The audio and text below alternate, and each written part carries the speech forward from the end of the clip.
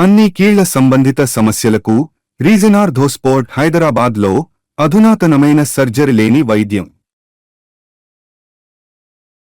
అవును, వాళ్ళిద్దరూ ఒకటయ్యారు. వినడానికి ఇదేదో సినిమా టైటిల్ అనిపిస్తోందా? ఇది కూడా దాదాపుగా సినిమా లాంటిదే, కానీ purely real political picture. TDP MLA, YCP మాజీ ఎమ్మెల్యే పాలు నీళ్ళలా కలగలిసిపోయిన అరుదైన దృశ్యాలున్న మూవీ. ఇంతకీ ఎక్కడ నడుస్తోందా సీన్? ఎవరా ఇద్దరు? మన్యం జిల్లా పార్వతీపురం టీడీపీ ఎమ్మెల్యే బోనెల విజయ్ చందర్, వైసీపీకి చెందిన మాజీ ఎమ్మెల్యే అలజంగి జోగారావు. మామూలుగా అయితే ఉప్పు నిప్పులా ఉండాల్సిన రాజకీయం ఇద్దరిది. అసెంబ్లీ ఎన్నికల ముందు వరకు అలాగే ఉందట కూడా.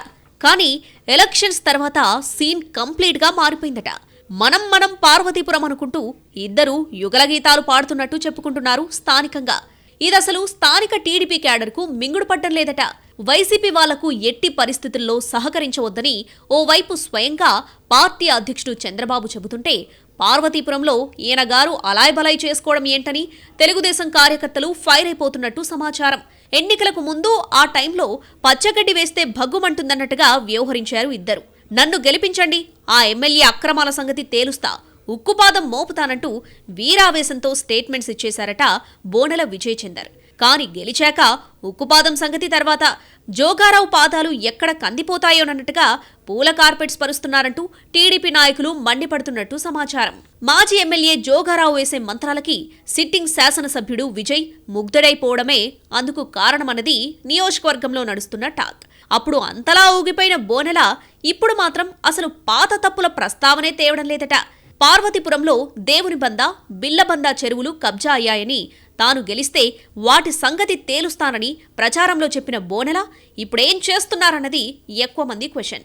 విజయ్ చందర్ గెలిచిన తర్వాత హడావుడిగా ఓ చెరువుని స్వయంగా పరిశీలించారు. సుమారు 8 ఎకరాలుంటుందన్న అంచనాతో సమగ్ర విచారణ జరిపి ఆక్రమణలను తొలగించాలని చెప్పి వెళ్లిపోయారు. ఇక అంతే, మా నాయకుడు చెప్పాడంటే తిరుగుండదంటూ కూటమి కార్యకర్తలు, ద్వితీయ శ్రేణి నాయకులు సోషల్ మీడియాలో హోరెత్తించారు.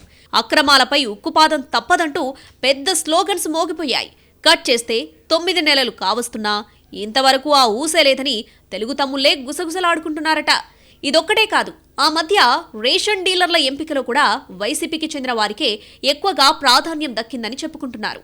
అలాగే గతంలో కాంట్రాక్టు పద్ధతిని నియమించిన ఉద్యోగులు కొందరిని తొలగించారు. ఇందులో కూడా తన వారని జోలికి వెళ్లవద్దని మాజీ ఎమ్మెల్యే జోగారావు చెబితే అందుకు ఎమ్మెల్యే తలాడించారన్న టాక్ నడుస్తుంది. అదే సమయంలో స్థానికంగా వేస్తున్న లేఅవుట్స్ నుంచి ఎమ్మెల్యే బోనెల అక్రమ వసూలు చేస్తున్నారని, దానికి సంబంధించి మాజీ ఎమ్మెల్యే పల్లెత్తు మాట అనకపోవడం చూస్తుంటే ఇద్దరి మధ్య మిలాఖత్ ఏ రేంజ్లో ఉందో అర్థం చేసుకోవచ్చని అంటున్నారట రెండు పార్టీల కార్యకర్తలు. అయితే ఇక్కడ లాజిక్ ఉందని అంటున్నారు కొందరు. వచ్చే ఎన్నికల నాటికి నియోజకవర్గం రిజర్వేషన్ మారవచ్చని ప్రచారం జరుగుతుంది. అలా ఏదన్నా మార్పు జరిగితే ఇద్దరం నష్టపోవాల్సి వస్తుందన్న ఆలోచనతో ఇప్పుడు ఒక్కటై వ్యవహారాలు నడిపిస్తున్నారని ఇటు టీడీపీ అటు వైసీపీ నాయకులే చెప్పుకుంటున్నారు. దీపం ఉండగానే ఇల్లు చక్కబెట్టుకోవాలన్నట్టుగా ఇద్దరూ కలిసిపోయారన్నది నియోజకవర్గం టాక్. కానీ వీరి మూలంగా మేమిబ్బందులు పడుతున్నామన్నది కార్యకర్తల బాధగా తెలుస్తుంది. నాడు నాయకుల మాటలు నమ్మి కత్తులు నూరిన మాలాంటి వాళ్ళం ఇప్పుడు వాళ్ళు కలిసిపోయినంత తేలిగ్గా ఎలా కలవగలమని మదనపడుతున్నారట. అందుకే ఎమ్మెల్యే బోనెల విజయ్ చందర్ చివరికి నియోజకవర్గ కార్యకర్తల సమావేశం ఏర్పాటు చేయడానికి కూడా భయపడుతున్నట్టు చెబుతున్నారు. ఈ మిలాఖతుల గురించి ఇప్పటికే టీడీపీ పెద్దలు నివేదిక తెప్పించుకున్నట్టు సమాచారం. రెండు పార్టీల పెద్దలు దీన్ని ఎలా డీల్ చేస్తారో చూడాలి మరి.